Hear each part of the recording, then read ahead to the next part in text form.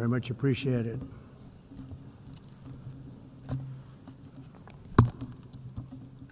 And I don't mind making this speech without a teleprompter, because the teleprompter is not working. I feel very happy to be up here with you nevertheless, and that way you speak more from the heart. I can only say that whoever's operating this teleprompter is in big trouble.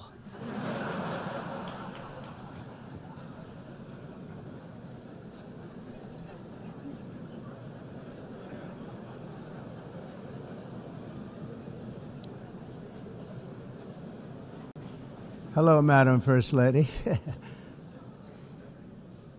Thank you very much for being here.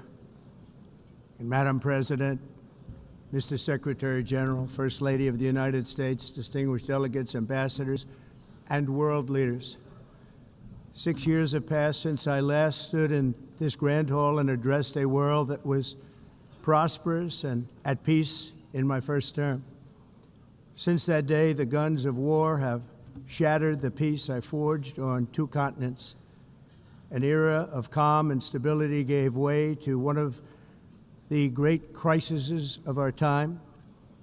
And here in the United States, 4 years of weakness, lawlessness, and radicalism under the last administration delivered our nation into a repeated set of disasters. 1 year ago, our country was in deep trouble, but today, just 8 months into my administration, we are the hottest country anywhere in the world, and there is no other country even close. America is blessed with the strongest economy, the strongest borders, the strongest military, the strongest friendships, and the strongest spirit of any nation on the face of the earth. This is indeed the golden age of America. We are rapidly reversing the economic calamity we inherited from the previous administration, including ruinous price increases and record-setting inflation like we've never had before. Under my leadership, energy costs are down, gasoline prices are down, grocery prices are down, mortgage rates are down, and inflation has been defeated. The only thing that's up is the stock market, which just hit a record high. In fact, it hit a record high 48 times in the last short period of time. Growth is surging, manufacturing is booming. The stock market, as I said, is doing better than it's ever done. And all of you in this room benefit by that, almost everybody. And importantly, workers' wages are rising at the fastest pace in more than 60 years. And that's what it's all about, isn't it? In 4 years of President Biden, we had less than $1 trillion of new investment into the United States. In just 8 months since I took office, we have secured commitments and money already paid for $17 trillion. Think of it, 4 years, less than $1 trillion, 8 months, much more than $17 trillion is being invested in the United States, and it's now pouring in from all parts of the world. We've implemented the largest tax cuts in American history and the largest regulation cuts in American history, making this once and again the best country on earth to do business. And many of the people in this room are investing in America, and it's turned out to be an awfully good investment during this 8-month period. In my first term, I built the greatest economy in the history of the world. We had the best economy ever, history of the world. And I'm doing the same thing again, but this time it's actually much bigger and even better. The numbers far surpass my record-setting first term. On our southern border, we have successfully repelled a colossal invasion. And for the last 4 months, and that's 4 months in a row, the number of illegal aliens admitted and entering our country has been 0. Hard to believe, because if you look back just A year ago, it was millions and millions of people pouring in from all over the world, from prisons, from mental institutions, drug dealers. All over the world they came. They just poured into our country with the ridiculous open border policy of the Biden administration. Our message is very simple. If you come illegally into the United States, you're going to jail, or you're going back to where you came from, or perhaps even further than that. You know what that means. I want to thank the country of El Salvador for the successful and professional job they've done in receiving and jailing so many criminals that entered our country. And it was under the previous administration that the number became record-setting, and they're all being taken out. We have no choice. And other countries have no choice, because other countries are in the exact same situation with immigration. It's destroying your country, and you have to do something about it. On the world stage, America is respected again like it has never been respected before. You think about 2 years ago, 3 years ago, 4 years ago, or 1 year ago, we were a laughingstock all over the world. At the NATO summit in June, virtually all NATO members formally committed to increase defense spending at my request from 2% to 5% of GDP, making our alliance far stronger and more powerful than it was ever before. In May, I traveled to the Middle East to visit my friends and rebuild our partnerships in the Gulf, and those valued relationships with Saudi Arabia, Qatar, and the UAE and other countries are now, I believe, closer than ever before.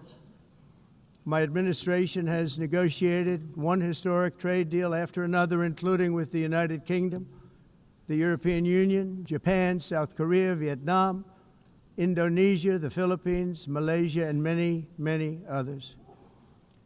Likewise, in a period of just 7 months, I have ended 7 unendable wars. They said they were unendable. You're never going to get them solved. Some were going for 31 years, 2 of them, 31, think of it, 31 years. One was 36 years. One was 28 years.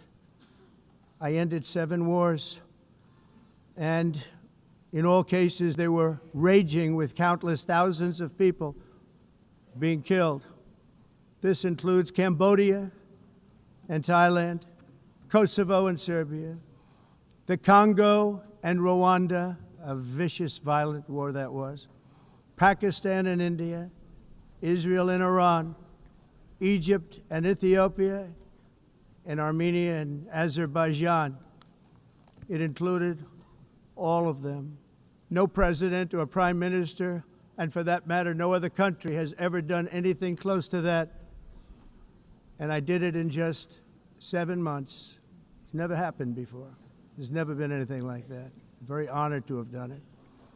It's too bad that I had to do these things instead of the United Nations doing them. And sadly, in all cases, the United Nations did not even try to help in any of them. I ended 7 wars, dealt with the leaders of each and every one of these countries, and never even received a phone call from the United Nations offering to help in finalizing the deal. All I got from the United Nations was an escalator that on the way up stopped right in the middle. If the First Lady wasn't in great shape, she would have fallen, but she's in great shape. We're both in good shape. We both stood. And then a teleprompter that didn't work. These are the 2 things I got from the United Nations, a bad escalator and a bad teleprompter. Thank you very much.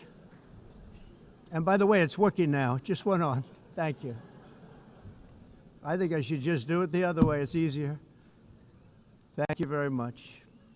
I didn't think of it at the time because I was too busy working to save millions of lives. That is the saving and stopping of these wars.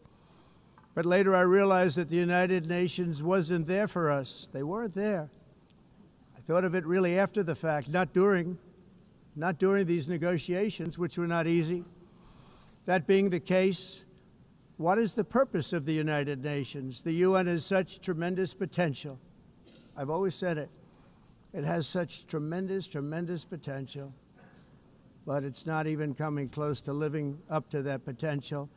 For the most part, at least for now, all they seem to do is write a really strongly worded letter and then never follow that letter up.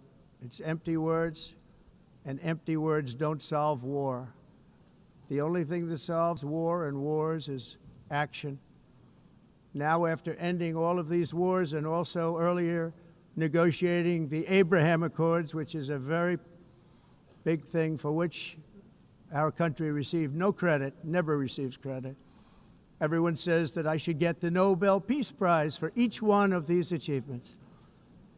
But for me, the real prize will be the sons and daughters who live to grow up with the mothers and fathers, because millions of people are no longer being killed in endless and unglorious wars. What I care about is not winning prizes, it's saving lives. We saved millions and millions of lives with the 7 wars. And we have others that we're working on, and you know that.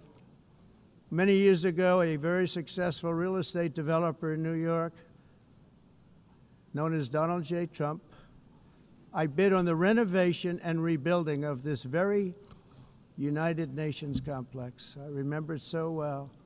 I said at the time that I would do it for $500 million, rebuilding everything. It would be beautiful. I used to talk about, I'm going to give you marble floors. They're going to give you terrazzo. I'm going to give you the best of everything. You're going to have mahogany walls. They're going to give you plastic. But they decided to go in another direction, which was much more expensive at the time, and which actually produced a far inferior product. And I realized that they did not know what they were doing when it came to construction, and that their building concepts were so wrong, and the product that they were proposing to build was so bad and so costly. It was going to cost them a fortune. And I said, and wait till you see the overruns. Well, I turned out to be right. They had massive cost overruns and spent between $2 and $4 billion on the building and did not even get the marble floors that I promised them. You walk on terrazzo. Do you notice that? As far as I'm concerned, frankly, looking at the building and getting stuck on the escalator, they still haven't finished the job. They still haven't finished. That was years ago. The project was so corrupt that Congress actually asked me to testify before them on the tremendous waste of money, because it turned out that they had no idea what it was, but they knew it was anywhere between $2 and $4 billion as opposed to $500 million with a guarantee. But they had no idea, and I said it cost much more than $5 billion. Unfortunately, many things in the United Nations are happening just like that, but on an even much bigger scale, much, much bigger. Very sad to see. Whether the UN can manage to play a productive role, I've come here today to offer the hand of American leadership and friendship to any nation in this assembly that is willing to join us in forging a safer, more prosperous world. And it's a world that we'll be much happier with. A dramatically better future is within our reach. But to get there, we must reject the failed approaches of the past and work together to confront some of the greatest threats in history. There is no more serious danger to our planet today than the most powerful and destructive weapons ever devised by man, of which the United States, as you know, has many. Just as I did in my first term, I've made containing these threats a top priority, starting with the nation of Iran. My position is very simple. The world's #1 sponsor of terror can never be allowed to possess the most dangerous weapon. That's why, shortly after taking office, I sent the so-called Supreme Leader a letter making a generous offer. I extended a pledge of full cooperation in exchange for a suspension of Iran's nuclear program. The regime's answer was to continue their constant threats to their neighbors and U.S. interests throughout the region, and some great countries that are right nearby. Today, many of Iran's former military commanders, in fact, I can say almost all of them, are no longer with us. They're dead. And 3 months ago, in Operation Midnight Hammer, 7 American B-2 bombers dropped the 14 30,000-pound each bombs on Iran's key nuclear facilities, totally obliterating everything. No other country on earth could have done what we did. No other country has the equipment to do what we did. We have the greatest weapons on earth. We hate to use them. But we did something that for 22 years people wanted to do. With Iran's nuclear enrichment capacity demolished, I immediately brokered an end to the 12-day war, as it's called, between Israel and Iran, with both sides agreeing to fight no longer. As everyone knows, I have also been deeply engaged in seeking a ceasefire in Gaza. Have to get that done. Have to get it done. Unfortunately, Hamas has repeatedly rejected reasonable offers to make peace. We can't forget October 7th, can we? Now, as if to encourage continued conflict, some of this body is seeking to unilaterally recognize a Palestinian state. The rewards would be too great for Hamas terrorists for their atrocities. This would be a reward for these horrible atrocities, including October 7th, even while they refuse to release the hostages or accept a ceasefire. Instead of giving to Hamas and giving so much, because they've taken so much, they have taken so much. This could have been solved so long ago. But instead of giving in to Hamas's ransom demands, those who want peace should be united with one message: release the hostages now. Just release the hostages now. Thank you.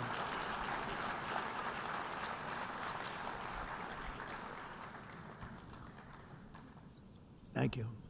As we have got to come together, and we will come together, got to get it done. We have to stop the war in Gaza immediately. We have to stop it. We have to get it done.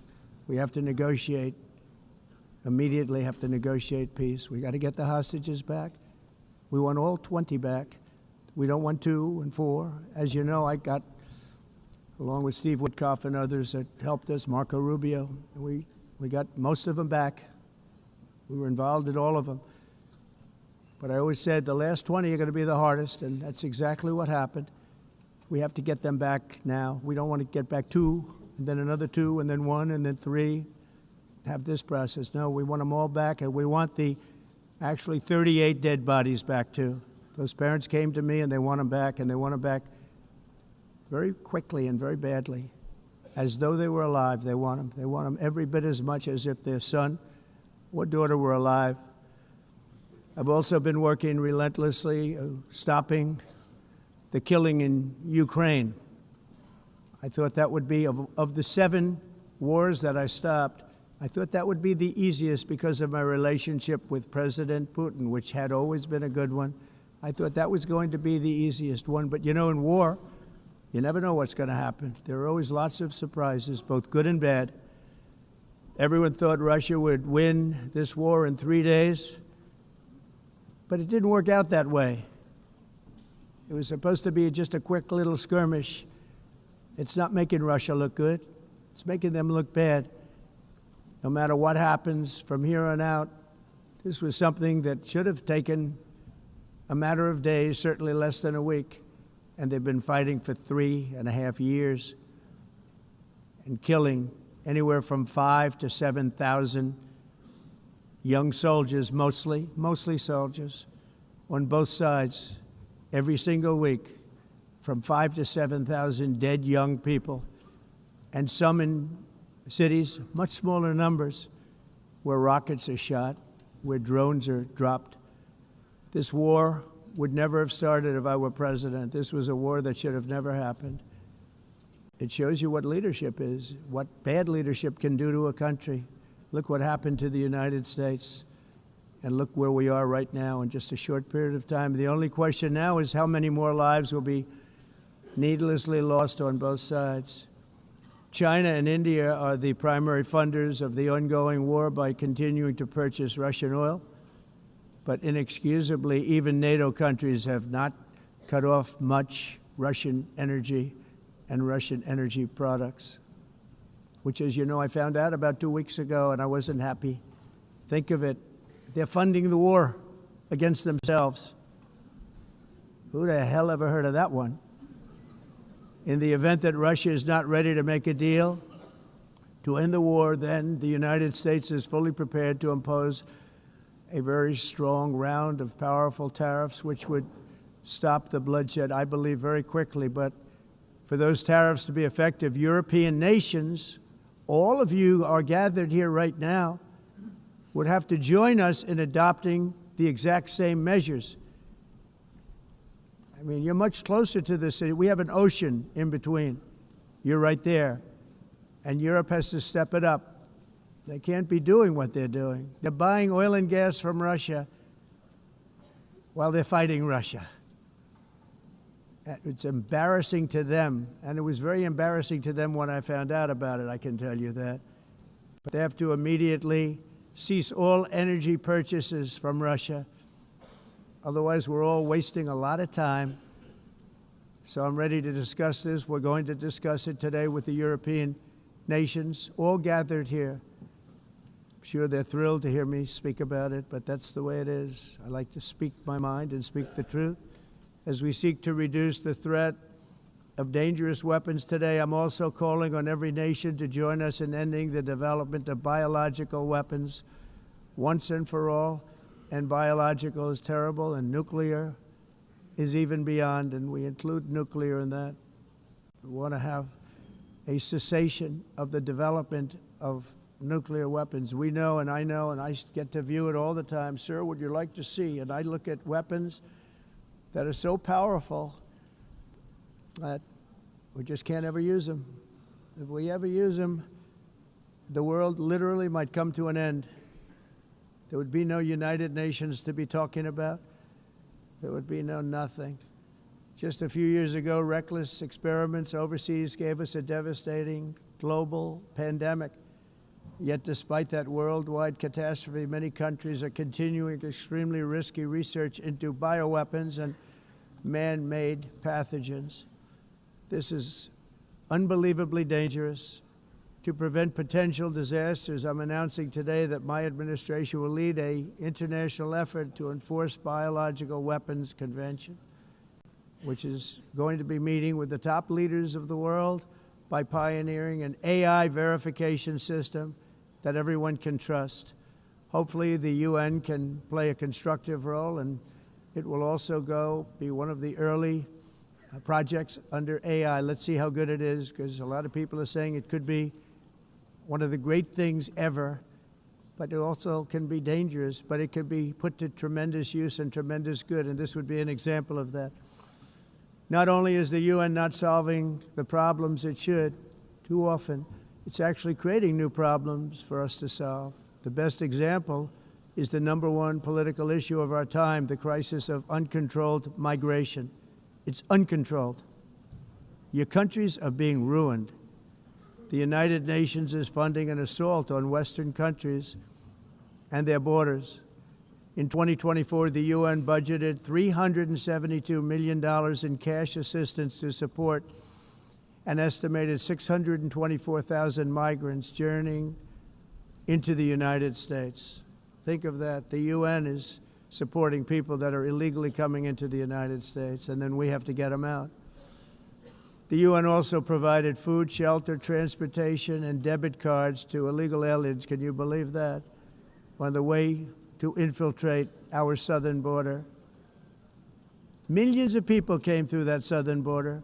Just a year ago, millions and millions of people were pouring in, 25 million altogether over the 4 years of the incompetent Biden administration. And now we have it stopped, totally stopped. In fact, they're not even coming anymore because they know they can't get through. But what took place is totally unacceptable. The UN is supposed to stop invasions, not create them and not finance them. In the United States, we reject the idea that mass numbers of people from foreign lands can be permitted to travel halfway around the world, trample our borders, violate our sovereignty, cause unmitigated crime, and deplete our social safety net. We have reasserted that America belongs to the American people, and I encourage all countries to take their own stand in defense of their citizens as well. You have to do that because I see it. I'm not mentioning names. I see it, and I can call every single one of them out. You're destroying your countries. They're being destroyed. Europe is in serious trouble. They've been invaded by a force of illegal aliens like nobody's ever seen before. Illegal aliens are pouring into Europe. Nobody is ever, and nobody's doing anything to change it, to get them out. It's not sustainable. And because they choose to be politically correct, they're doing just absolutely nothing about it. And I have to say, I look at London, where you have a terrible mayor, terrible, terrible mayor, and it's been so changed, so changed. Now they want to go to Sharia law, but you're in a different country. You can't do that.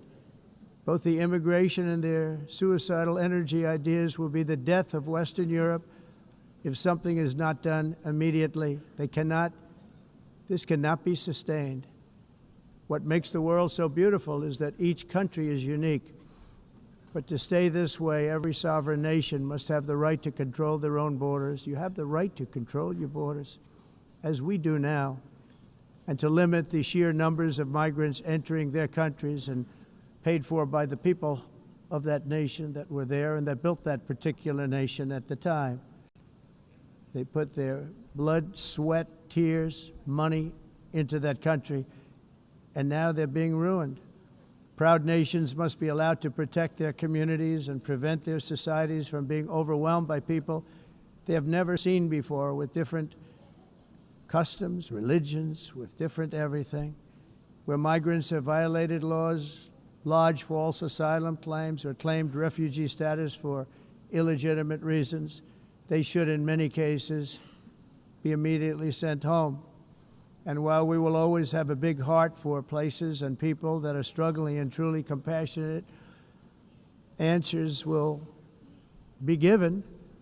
We have to solve the problem, and we have to solve it in their countries, not create new problems in our countries. And we are very helpful to a lot of countries that are just not able to send their people anymore. They used to send them to us in caravans of 25,000, 30,000 people each. These massive caravans of people pouring into our country, totally unchecked and unvetted. But not anymore. According to the Council of Europe, in 2024, almost 50% of inmates in German prisons were foreign nationals or migrants. In Austria, the number was 53% of the people in prisons were from places that weren't from where they are now. In Greece, the number was 54%, and in Switzerland, beautiful Switzerland, 72% of the people in prisons are from outside of Switzerland. When your prisons are filled with so-called asylum seekers who repaid kindness, and that's what they did, they repaid kindness with crime, it's time to end the failed experiment of open borders. You have to end it now. See, I can tell you, I'm really good at this stuff. Your countries are going to hell. In America, we've taken bold action to swiftly shut down uncontrolled migration. Once we started detaining and deporting everyone who crossed the border and removing illegal aliens from the United States, they simply stopped coming. They're not coming anymore. We're getting a lot of credit, but they're not coming anymore. This was a humanitarian act for all involved, because on the trips up, thousands of people a week were dying. Women were being raped. Nobody's ever seen anything like it. Raped, horribly beaten, raped. On the trip up, the journey up, it was a long walk. It was a long, arduous journey, indeed. And it was also a historic victory against human trafficking throughout the region. What we did was a victory, and we saved so many lives of people that wouldn't make the journey. That journey was loaded up with death. loaded up with death. Dead bodies all along the roads of jungles to get up. They go through jungles, they go through areas so hot you couldn't breathe. They were dying of suffocation, areas so hot that you couldn't breathe. Dead bodies all over. By them not coming, we're saving tremendous numbers of lives. My people have done a fantastic job in doing what they did, and the American public agrees with it. I mean, I was very proud to see this morning I have the highest poll numbers I've ever had. Part of it is because of what we've done on the border. I guess the other part is what we've done on the economy. Joe Biden's policies empowered murderous gangs, human smugglers, child traffickers, drug cartels, and prisoners from all over the world. The previous administration also lost nearly 300,000 children. Think of that. They lost more than 300,000 children, little children, who were trafficked into the United States on the Biden watch, many of whom have been raped, exploited, and abused, and sold. Sold. Nobody talks about that. The fake news doesn't write about it. With many others, young children who are missing or dead. And we found a lot of these children, and we're sending them back, and we've been sending them back to their parents. They said, nobody knows who they are. They said, where do you come from? And they'll give us a country, and we'll find out, and we'll figure it out, and we'll bring them back to their homes. And the mother and father rush to the door, and their tears in their eyes. They can't believe that they're seeing their son or daughter, their little son or daughter again. We've done almost 30,000 of them so far. Any system that results in the mass trafficking of children is inherently evil. Yet that is exactly what the globalist migration agenda has done, and it's what it's all about. In America, those days, as you know, are over. The Trump administration is working, and we are continuing to work to track down the villains that are causing this problem, and also, as I said, to get back the 30,000 we've already returned. Now I think we're going to have another. We're going to find a lot. You're not going to find all of them. 300, more than 300,000. They're lost or they're dead. They're lost or they're dead because of the animals that did this. To protect our citizens, I've also designated multiple savage drug cartels as far as and you see this, and you see it happening right before your eyes. Let's put it this way. People don't like taking big loads of drugs in boats anymore. There aren't too many boats that are traveling on the seas by Venezuela. They tend not to want to travel very quickly anymore. And we've virtually stopped drugs coming into our country by sea. We call them the water drugs. They kill hundreds of thousands of people. I've also designated multiple savage drug cartels as far as foreign terrorist organizations, along with two bloodthirsty transnational gangs, probably the worst gangs anywhere in the world, MS-13 and Tren de Aragua. Tren de Aragua is from Venezuela, by the way. Such organizations torture, maim, mutilate, and murder with impunity. They're the enemies of all humanity. And for this reason, we've recently begun using the supreme power of the United States military to destroy Venezuela terrorists and trafficking networks led by Nicolas Maduro. To every terrorist thug smuggling poisonous drugs into the United States of America, please be warned that we will blow you out of existence. That's what we're doing. We have no choice. Can't let it happen. They're destroying. I believe we lost 300,000 people last year to drugs, 300,000. Fentanyl and other drugs. Each boat that we sink carries drugs that would kill more than 25,000 Americans. We will not let that happen. Energy is another area where the United States is now thriving like never before. We're getting rid of the falsely named renewables. By the way, they're a joke. They don't work. They're too expensive. They're not strong enough to fire up the plants that you need to make your country great. The wind doesn't blow. Those big windmills are so pathetic and so bad, so expensive to operate. And they have to be rebuilt all the time, and they start to rust and rot. most expensive energy ever conceived, and it's actually energy. You're supposed to make money with energy, not lose money. You lose money, the governments have to subsidize. You can't put them out without massive subsidies. And most of them are built in China, and I give China a lot of credit. They build them, but they have very few wind farms. So why is it that they build them and they send them all over the world, but they barely use them? You know what they use? Coal. They use gas. They use almost anything, but they don't like wind. But they sure as hell like selling the windmills. Europe, on the other hand, has a long way to go, with many countries being on the brink of destruction because of the green energy agenda. And I give a lot of credit to Germany. Germany was being led down a very sick path, both on immigration, by the way, and on energy. They were going green, and they were going bankrupt.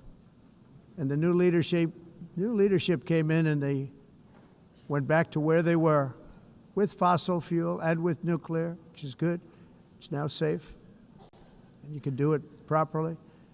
But they went back to where they were, and they opened up a lot of different plants, energy-producing plants, and they're doing well. I give Germany a lot of credit for that. They've said this is a disaster, what's happening. They were going all green. All green is all bankrupt. That's what it represents. And it's not politically correct. I'll be very badly criticized for saying it, but I'm here to tell the truth. I don't care. It doesn't matter to me. I'm in New York City. I'm feeling a lot safer. Crime, we're getting crime down. And by the way, speaking of crime, Washington, D.C. Washington, D.C. was the crime capital of America. Now it's after 12 days, it's a totally safe city. Everyone's going out to dinner. They're going out to restaurants. Your wife can walk down the middle of the street with or without you. Nothing's going to happen. My people have done a fantastic job. And yes, I called in the National Guard, and the National Guard took care of business. And they weren't politically correct, but they took care of business. We got 1,700 career criminals out, brought them back to where they came from, the countries where they came from, or put them in jails. Washington, D.C. is now a totally safe city again, and I welcome you to come. In fact, we'll have dinner together at a local restaurant, and we'll be able to walk. We don't have to go by an armor-plated vehicle. We'll walk right over there from the White House. They've given up their powerful edge, a lot of the countries that we're talking about, in oil and gas, such as essentially closing the great North Sea oil. Oh, the North Sea, I know it so well. Aberdeen was the oil capital of Europe, and there's tremendous oil that hasn't been found in the North Sea, tremendous oil. And I was with the Prime Minister I respect and like a lot, and I said, you're sitting with the greatest asset. They essentially closed it by making it so highly taxed that no developer, no oil company can go there. They have tremendous oil left, and more importantly, they have tremendous oil that hasn't even been found yet.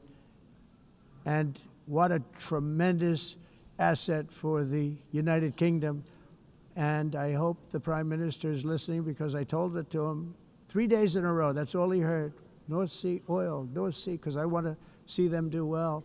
I want to stop seeing them ruining that beautiful Scottish and English countryside with windmills and massive solar panels that go 7 miles by 7 miles, taking away farmland.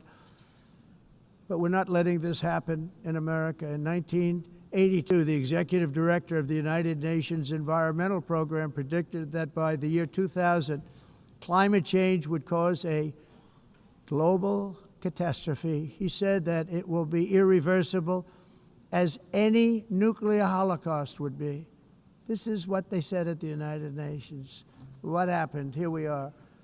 Another UN official stated in 1989 that within a decade, entire nations could be wiped off the map by global warming. Not happening. You know, it used to be global cooling. If you look back years ago in the 1920s and the 1930s, they said, global cooling will kill the world. We have to do something. Then they said global warming will kill the world, but then it started getting cooler, so now they could just call it climate change, because that way they can't miss. It's climate change, because if it goes higher or lower, whatever the hell happens, there's climate change. It's the greatest con job ever perpetrated on the world, in my opinion. Climate change, no matter what happens, you're involved in that. No more global warming, no more global cooling. All of these predictions made by the United Nations and many others, often for bad reasons, were wrong. They were made by stupid people that have cost their countries fortunes and given those same countries no chance for success. If you don't get away from this green scam, your country is going to fail. And I'm really good at predicting things, you know. They actually said during the campaign they had a hat, the best-selling hat. Trump was right about everything. And I don't say that in a braggadocious way, but it's true. I've been right about everything. And I'm telling you that if you don't get away from the green energy scam, your country is going to fail. And if you don't stop people that you've never seen before, that you have nothing in common with, your country is going to fail. I'm the President of the United States, but I worry about Europe. I love Europe. I love the people of Europe. And I hate to see it being devastated by energy and immigration. This double-tailed monster destroys everything in its wake, and they cannot let that happen any longer. You're doing it because you want to be nice. You want to be politically correct, and you're destroying your heritage. They must take control strongly and immediately of the unmitigated immigration disaster and the fake energy catastrophe before it's too late. The carbon footprint is a hoax made up by people with evil intentions, and they're heading down a path of total destruction. You know, the carbon footprint, it was a big, big thing a few years ago. I remember hearing about the carbon footprint, and then President Obama would get into Air Force One, a massive Boeing 747, and not a new one, an old one with old engines that spew everything into the atmosphere. He'd talk about the carbon footprint, we must do so. Then he'd get in and he'd fly from Washington to Hawaii to play a round of golf. And then he'd get back onto that big, beautiful plane and he'd fly back and he'd talk about, again, global warming and the carbon footprint. It's a con job. At extreme cost and expense, Europe reduced its own carbon footprint by 37%. Think of that. Congratulations, Europe. Great job. You cost yourself a lot of jobs, a lot of factories closed, but you reduced the carbon footprint by 37%. However, for all of that sacrifice and much more, it's been totally wiped out and then some by a global increase of 54%.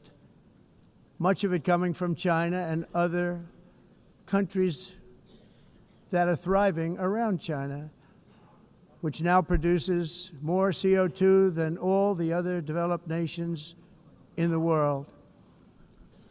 So all of these countries are working so hard on the carbon footprint, which is nonsense, by the way. It's nonsense. You know, it's interesting.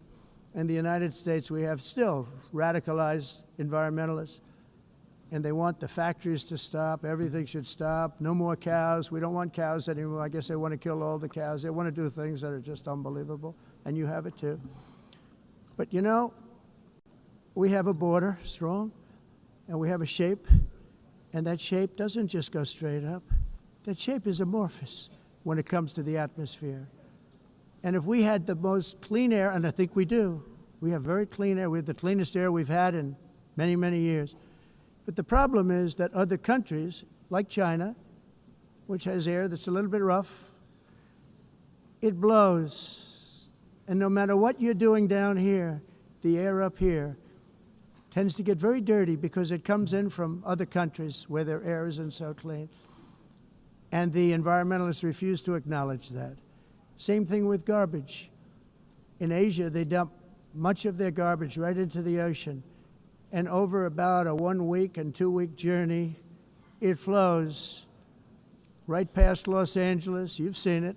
Massive amounts of garbage, almost too much to do anything about, flowing past Los Angeles, past San Francisco, and then somebody will get in trouble because he dropped a cigarette on the beach. The whole thing is crazy. The primary effect of these brutal green energy policies has not been to help the environment, but to redistribute manufacturing and industrial activity from developed countries that follow the insane rules that are put down to polluting countries that break the rules and are making a fortune. They're making a fortune.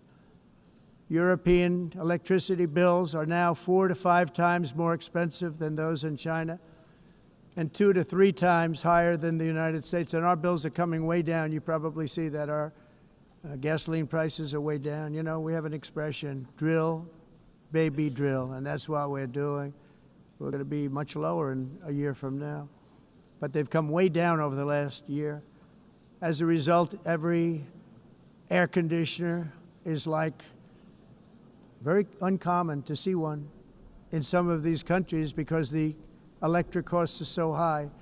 So while the U.S. has approximately 1,300 heat-related deaths annually, that's a lot, Europe loses more than 175,000 people to heat deaths each year because the costs are so expensive you can't turn on an air conditioner. What is that all about? That's not Europe. That's not the Europe that I love and know. All in the name of pretending to stop the global warming hoax. The entire globalist concept of asking successful industrialized nations to inflict pain on themselves and radically disrupt their entire societies must be rejected completely and totally, and it must be immediate. That's why in America I withdrew from the fake Paris Climate Accord, where, by the way, America was paying so much more than every country. Others weren't paying. China didn't have to pay until 2030. Russia was given an old standard that was easy to meet, a 1990 standard.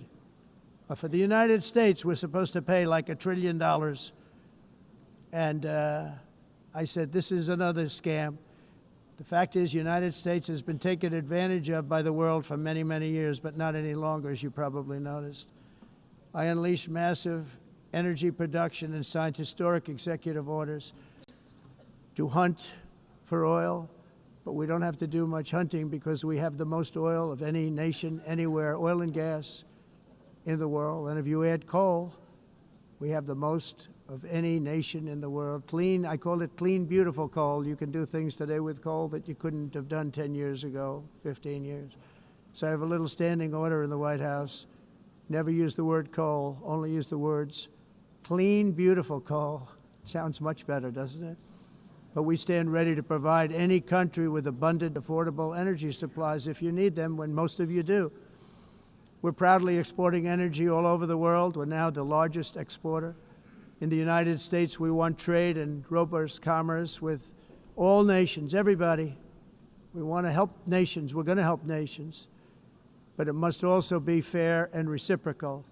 The challenge with trade is much the same with climate. The countries that followed the rules, all their factories have been plundered. It's really sad to watch. They've been broken. They've been broken by countries that broke the rules. That's why the United States is now applying tariffs to other countries, and much as these tariffs were for many years applied to us, uncontrollably applied to us. We've used tariffs as a defense mechanism under the Trump administration, including my first term, where hundreds of billions of dollars in tariffs were taken in. And by the way, we had the lowest inflation, and now we have very low inflation. The only thing different is that we have hundreds of billions of dollars flowing into our country. But this is how we will ensure that the system works for everyone and is sustainable into the future. We're also using tariffs to defend our sovereignty and security throughout the world, including against nations that have taken advantage of former U.S. administrations for decades, including the most corrupt, incompetent administration in history, the sleepy Joe Biden administration. Brazil now faces major tariffs in response to its unprecedented efforts to interfere in the rights and freedoms of our American citizens and others, with censorship, repression, weaponization, judicial corruption, and targeting of political critics in the United States. I have a little problem saying this because I must tell you, I was walking in and the leader of Brazil was walking out. We saw him and I saw him, he saw me, and we embraced. And then I'm saying, can you believe I'm going to be saying this in just 2 minutes? But we actually agreed that we would meet next week. We didn't have much time to talk, like about 20 seconds. They were in retrospect, I'm glad I waited because this thing didn't work out too well. But we did talk. We had a good talk, and we agreed to meet next week, if that's of interest. But he seemed like a very nice man, actually. He liked me, I liked him. But if you, and I only do business with people I like. When I don't like them, I don't like them. But we had, at least for about 39 seconds, we had excellent chemistry. It's a good sign. But also in the past, Brazil, can you believe this, unfairly tariffed our nation, but now because of our tariffs, we are hitting them back, and we're hitting them back very hard. As president, I will always defend our national sovereignty and the rights of American citizens. So I'm very sorry to say this, that Brazil is doing poorly and will continue to do poorly. They can only do well when they're working with us. Without us, they will fail, just as others have failed. It's true. Next year, the United States will celebrate the 250th anniversary of our glorious independence, a testament to enduring power and American freedom and spirit. We will also be proudly hosting the 2026 FIFA World Cup, and shortly thereafter, the 2028 Olympics, which is going to be very exciting. I hope you all come. I hope that countless people from all over the globe will take part of these will be great celebrations of liberty and human achievement, and that together we all can rejoice in the miracles of history that began in July 4th, 1776, when we founded the light to all nations. And it's something really that an amazing thing came out of that date. It's called the United States of America.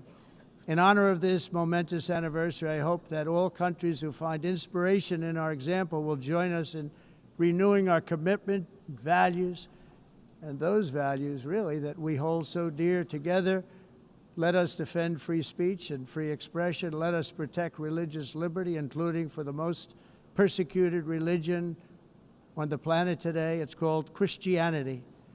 And let us safeguard our sovereignty and cherish qualities that have made each of our nations so special, incredible, and extraordinary.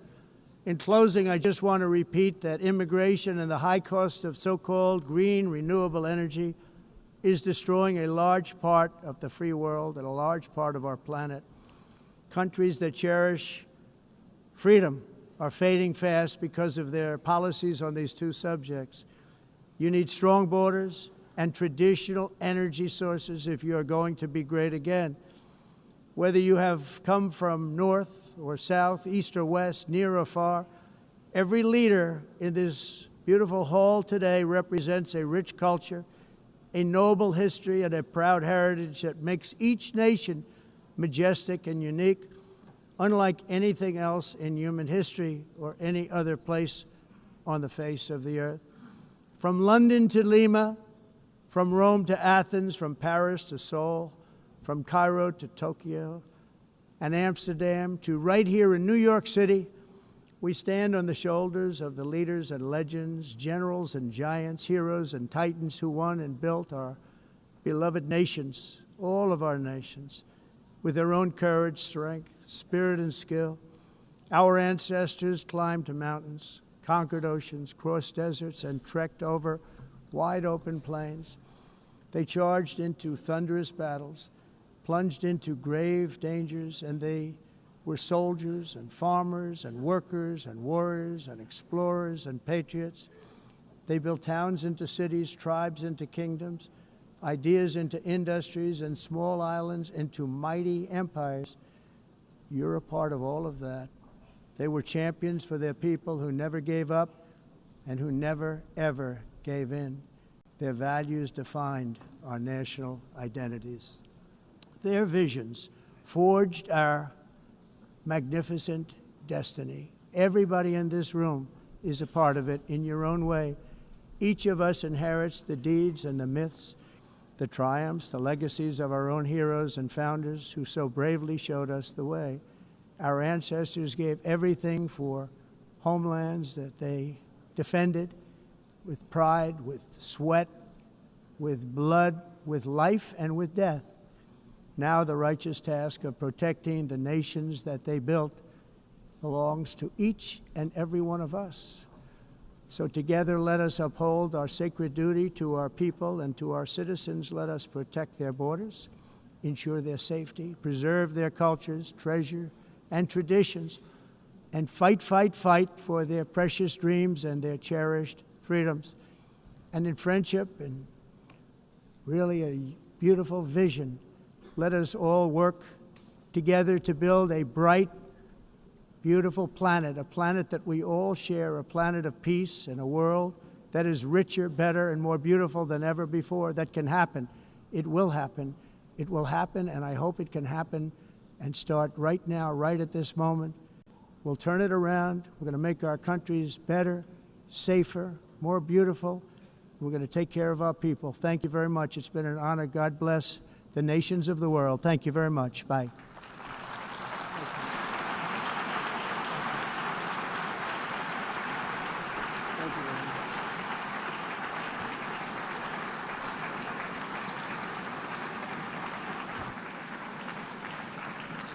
On behalf of the Assembly, I wish to thank the President of the United States,